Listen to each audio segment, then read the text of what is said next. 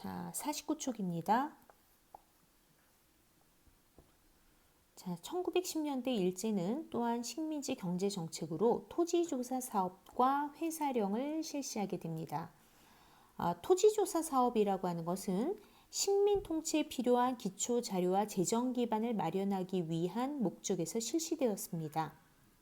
구체적으로 토지의 소유주가 총독부가 정해놓은 기간, 즉 1912년부터 18년 사이에 토지에 관한 모든 사항을 신고해야 토지의 소유권을 인정해 주겠다고 하는 것이 바로 토지조사 사업의 핵심이었습니다.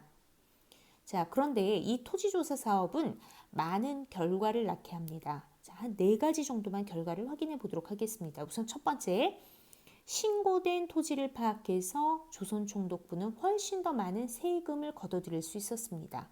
즉, 재정 기반을 마련하기 위한 토지조사 사업이라고 하는 어떤 목표를 달성했다고 볼 수 있겠죠. 그런데 실제로 모든 토지가 신고되지 않았다는 것이 문제입니다.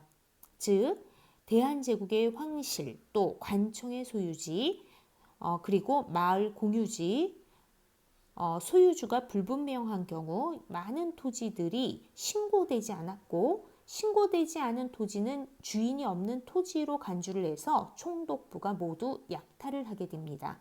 그리고 이 토지는 동양척식 주식회사라고 하는 관리회사에 넘겨져서 일본에서부터 많은 어떤 농민들이 농업 이민을 조선으로 하게 됩니다.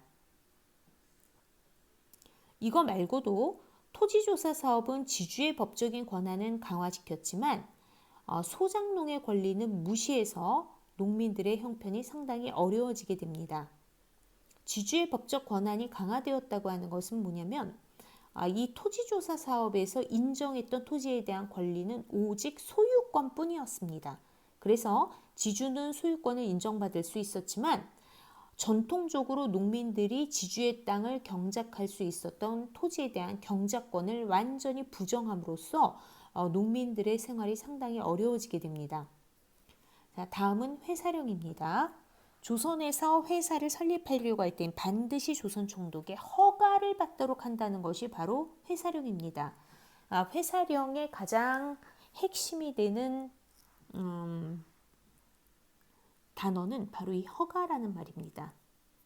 허가를 안 내주면 회사를 세울 수가 없고 허가를 내줘야만 회사를 세울 수가 있는데 이 이유는 조선인들이 회사를 세우지 못하게 하기 위한 제도가 바로 회사령이라는 것을 알 수 있을 것입니다.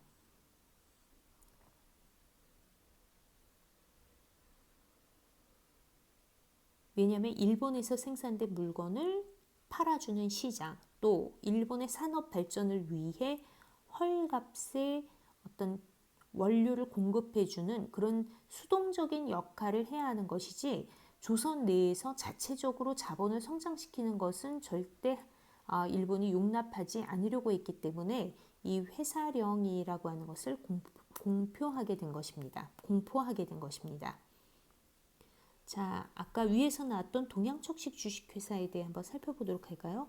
1908년에 이미 일본은 일본인의 농업 이민을 위해 회사를 만들었습니다. 이것이 1908년 동양척식 주식회사고요.